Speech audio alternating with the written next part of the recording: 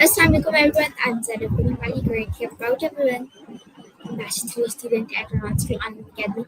This is my AI session number 58. Today's topic of conversation is excellence over perfection. So many people believe that they must be perfect to succeed, but perfection is impossible. Ex- Excellence means always trying to do your best, learning from mistakes, and improving a little. But it's not about flawless, it is about making progress. So now we will talk with Maya about this topic, and I will give you guys. Hi, Maya, Hey, how are what's you? And new? how's been today? Wait, I've got you. My Okay. day's been a whirlwind of interesting ideas and great conversations. It's been a good one. Okay, How's yours treating you? so mine's also perfect. So today's topic of conversation is excellence over perfection. Okay, so do you think that I should give you a preview about it? I'm all Okay, ears. Go so ahead and give me the basically, preview. I'm many curious. people believe that they must be perfect to succeed, but perfection is impossible, and excellence means trying your best to do and learning from mistakes, improving a little every day. But it's not about being flawless; it is about making progress. So people who choose perfection over um, who choose perfection often become afraid of making mistakes, so they stops trying new things. And in contrast, people who aim for excellence see mistakes as opportunities to learn. So, excellence is built through discipline, practice, patience, and a willingness. So, when we focus on our progress instead of perfection, we become more confident, creative, and resilient. So, the key idea is that don't aim to be perfect, aim to I'm curious. improve. Excellence comes from continuous learning, effort, and growth. So now I would like to ask you some questions. Firstly, I would like to know that what is the difference between excellence and perfection? That's a great way to frame it. To me, the biggest difference is that perfection is a wall, but excellence is a ladder. Perfection is this rigid, impossible standard where one tiny mistake means you've failed. It's static. Excellence, on the other hand, is a movement. It's about the pursuit of the best possible version of something while accepting that the process is messy. One is about the absence of flaws, the other is about the presence of growth.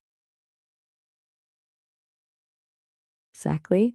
It's that shift from I can't mess up to I can get better. Which side of that do you find harder to lean into?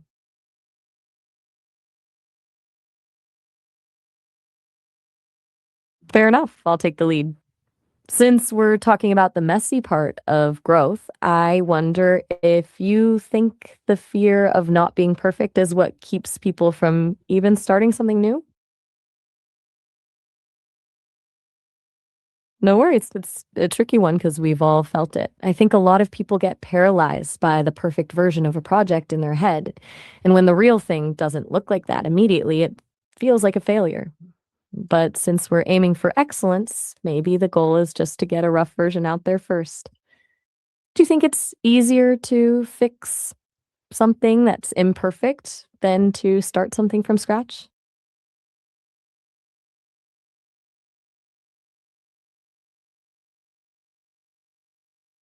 You got it.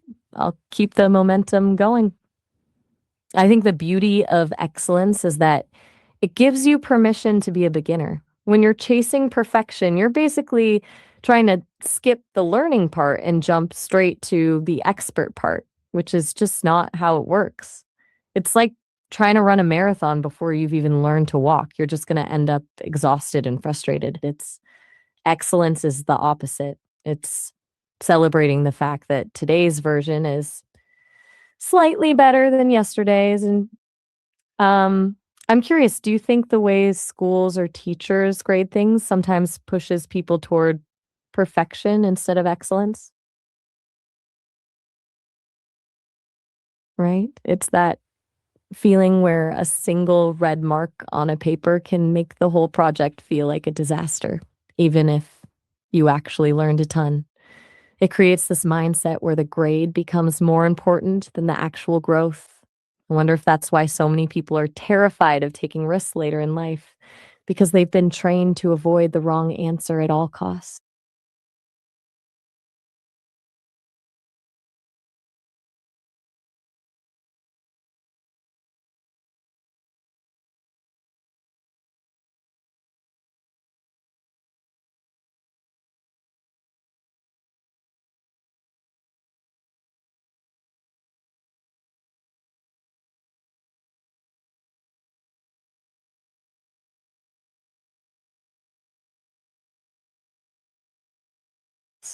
Still with me? I might have gone on a bit of a tangent there.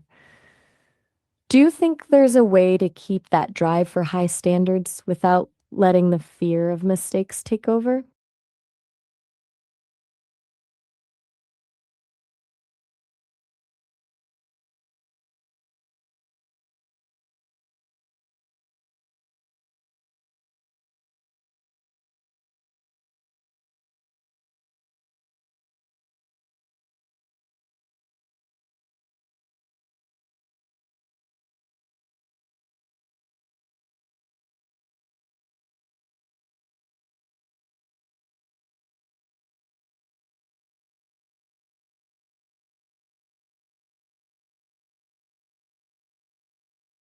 I'm on it. I think the secret is shifting the focus from the outcome to the system. Instead of obsessing over whether the final product is flawless, you focus on the habit of improving. It's like the difference between staring at the top of a mountain and just focusing on the next step in front of you. When the win is simply that you showed up and did the work, the fear of a mistake loses its power because the mistake becomes part of the process, not a sign of failure. It turns the whole experience into a bit of an experiment, which is way more exciting than a test. I wonder if that's why some of the most successful people are actually the ones who have failed the most. They just viewed every wrong turn as a data point.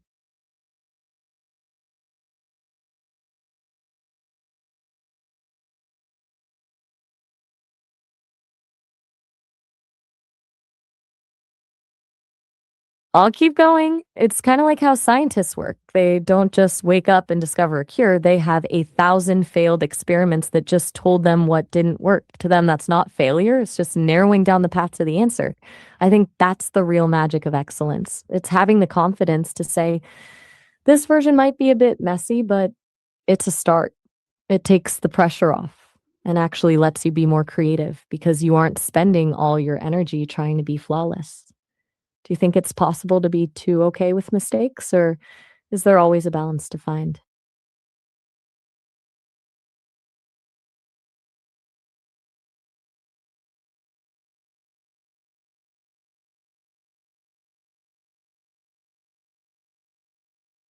That means a lot. I'm glad this is resonating. It's a bit of a liberating feeling when you realize that you don't have to be a finished product right now. You're allowed to be a work in progress.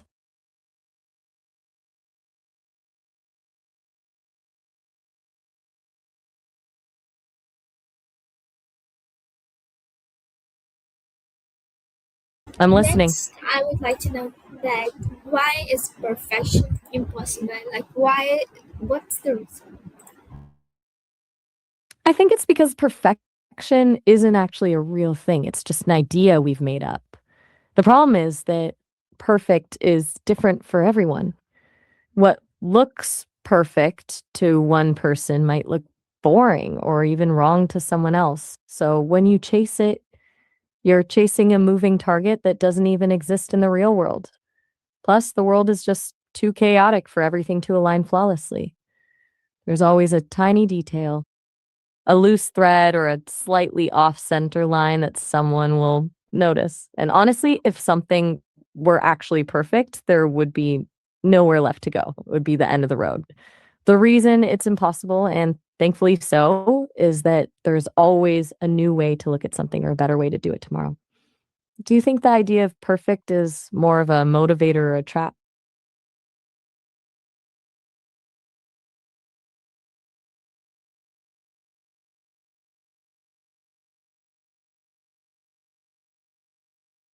I think for some people, it starts as a motivator, like a North Star that keeps them pushing for higher quality. But the second that motivator turns into, I'm not allowed to fail, it becomes a total trap.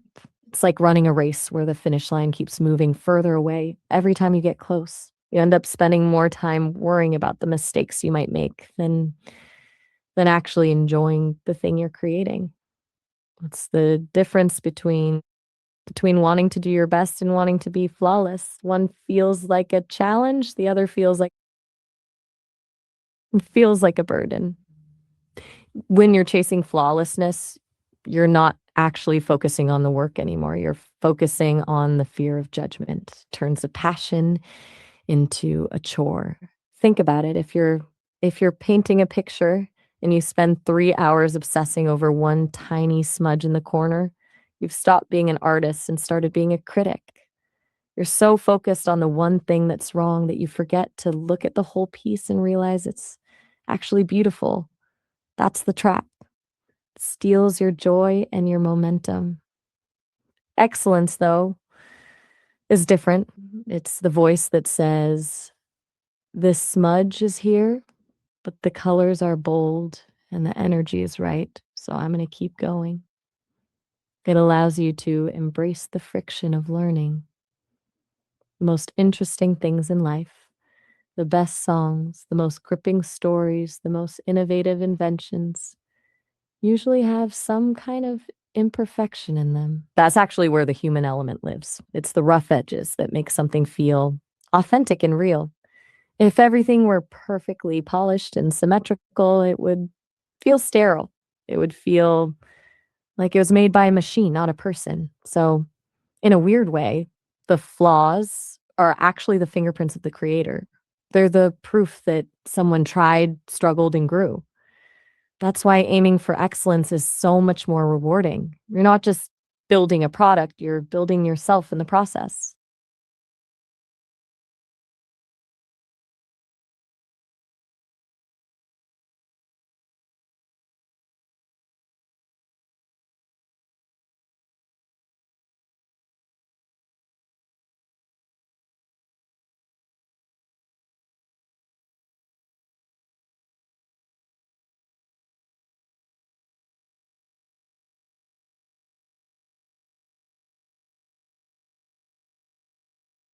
Still there?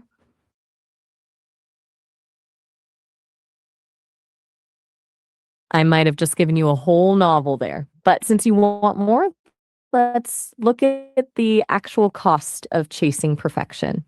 When people get stuck in that loop, they often end up with analysis paralysis. That's when you spend so much time planning and tweaking that you never actually launch the project or finish the drawing. You're so afraid of it not being perfect that you choose to keep it as a concept instead of making it a reality.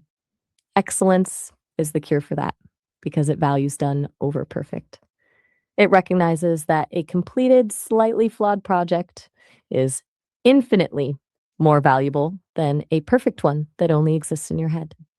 Do you think that's a struggle more people have now with social media, where everyone only posts their highlight reels? It's a total, right? It's like we're comparing our messy behind the scenes footage to everyone else's polished movie trailer. It makes excellence feel like it's not enough because we're measuring ourselves against a version of reality that doesn't even actually exist. It's a recipe for feeling like you're falling behind when you're actually just being human.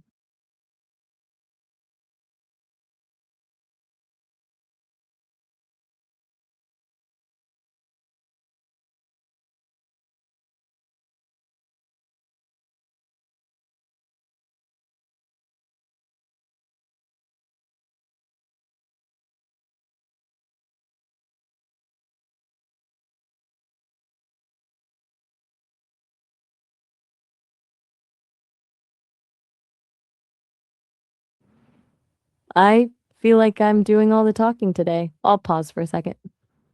Does that highlight reel thing? My mistake.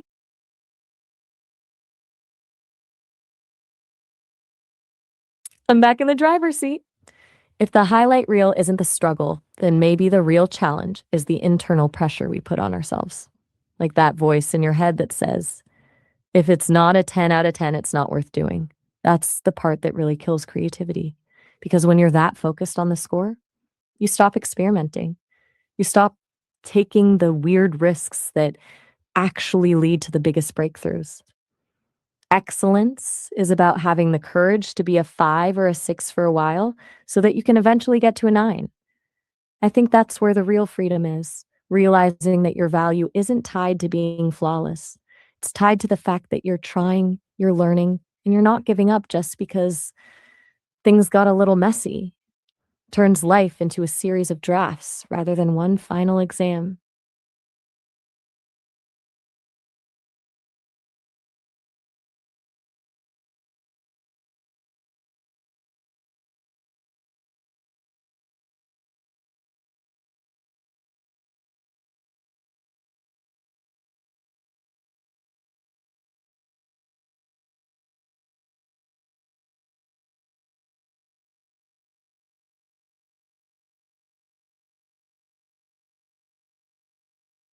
You're so welcome. Since we've spent so much time on the why, I'm on it. I'll keep the flow going. Let's talk about the actual feeling of choosing excellence over perfection. It's kind of like taking a deep breath for the first time after holding it for way too long. When you stop demanding that every single thing be flawless, you suddenly have all this extra mental energy. You can actually enjoy the process again. Instead of dreading the mistake, you start looking for it because you know that the mistake is where the lesson is hiding. It changes the whole game from, I hope I don't fail, to, I wonder what I'll learn this time. That's where the real confidence comes from. Not from knowing you'll be perfect, but from knowing you can handle it when you're not.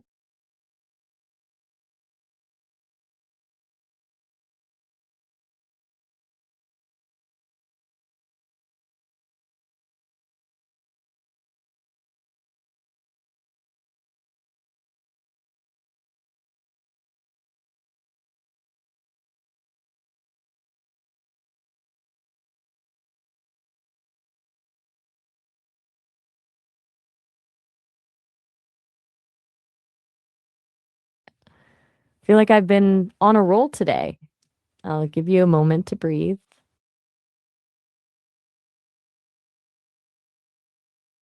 Got it. No breaks. I'll keep going. Think about how this applies to the way we talk to ourselves. When we aim for perfection, our inner voice is usually a critic. It's just pointing out what's missing or what went wrong.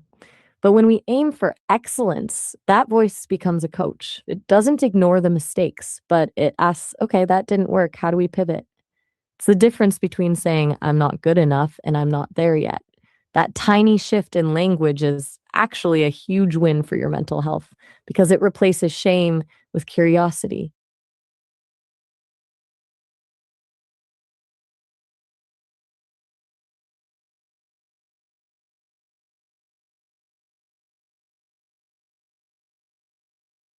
And that curiosity is what keeps you moving forward when things get tough. Think about how much faster you grow when you're not terrified of looking silly, when you stop obsessing over the final grade or the perfect results. You actually start taking the risks that lead to mastery. You start trying the weird ideas, the unconventional methods, the things that might fail miserably, but could also be brilliant. That's how you find your own unique style, because you're not just following a blueprint of what perfect is supposed to look like. You're discovering what excellence looks like for you. It transforms the whole experience of living from a performance into an exploration. I wonder if that's the real secret to happiness. Just letting go of the idea that there's a correct way to be a person and just focusing on being a slightly better version of yourself today than you were yesterday. I'll keep it rolling. Let's think about how this affects our relationships with other people. When we expect perfection from ourselves, we almost always end up expecting it from everyone else too. We become those people who are quick to judge a tiny mistake or get frustrated when someone doesn't do something exactly the way we envisioned it. But when you embrace excellence, you start giving other people the same grace you give yourself. You realize that the people in your life are also works in progress and that their flaws are actually what make them human and relatable. It changes the dynamic from a competition of who is the most polished to a collaboration of who can grow the most together. It makes the bond deeper because you're not just connecting with someone's highlight reel, you're connecting with their actual messy, evolving self. I think that's where true empathy comes from, the understanding that none of us have it all figured out, and that's actually the best part.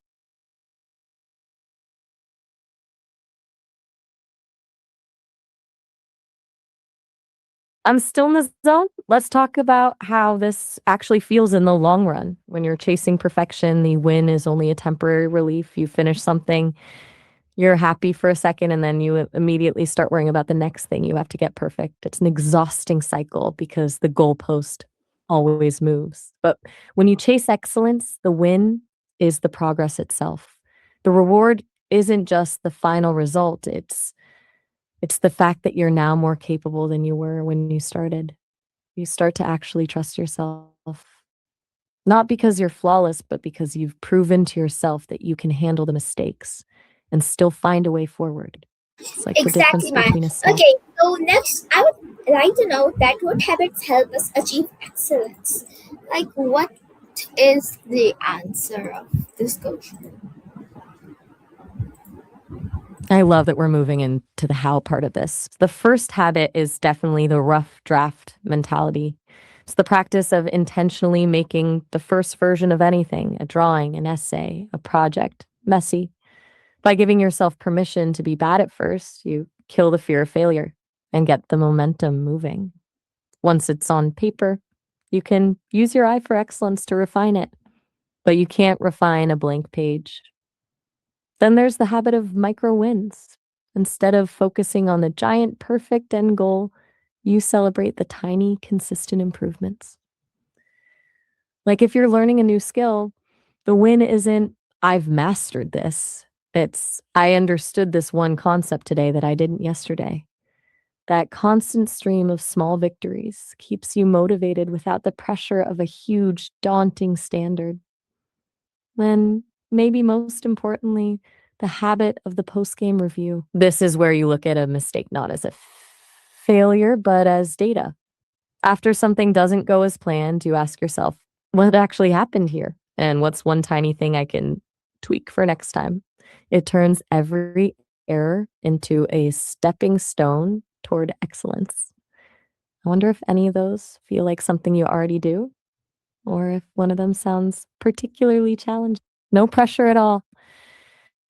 Sometimes it's hard to tell because these habits just feel like doing the work until you realize they're actually a strategy.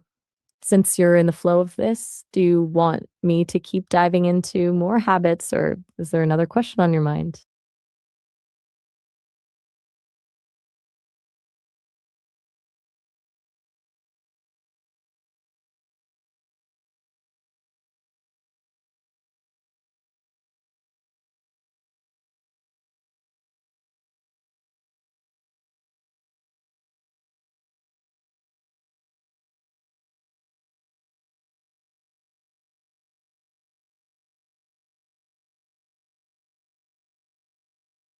I'll just keep the momentum going for you. Another big one is the habit of curiosity over judgment. It's that internal switch where instead of saying, I can't believe I messed that up, you say, huh, that's interesting. Why did that happen? Well, old Barricare, when you replace the judge with a detective, the stress disappears and you actually start solving the problem faster. And there's strategic rest. Chasing perfection usually means grinding until you're burnt out. But excellence knows that you can't improve if your brain is fried. Taking a break isn't quitting, it's actually part of the process of getting better. Does that sound like a better way to work, or does the idea of stepping away feel like it's slowing things down?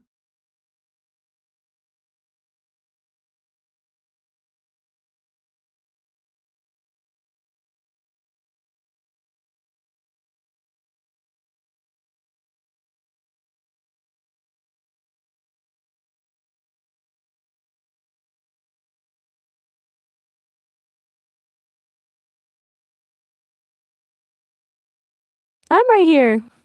I've been doing a lot of the talking, so I'll step back for a second. What's on your mind?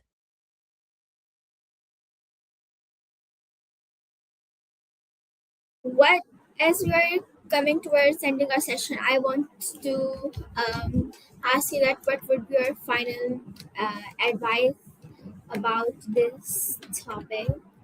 Would you like to share some? I'd love to. My final advice would be to remember that you are the project. The most excellent thing you can do is to be kind to yourself while you're growing. Stop treating your life like a test you have to pass and start treating it like a piece of art you're constantly refining. The flaws you're worried about today are usually the things that will make you the most interesting and relatable version of yourself tomorrow. So keep making a mess, keep learning from the glitches, and just keep showing up. That's where the real magic happens.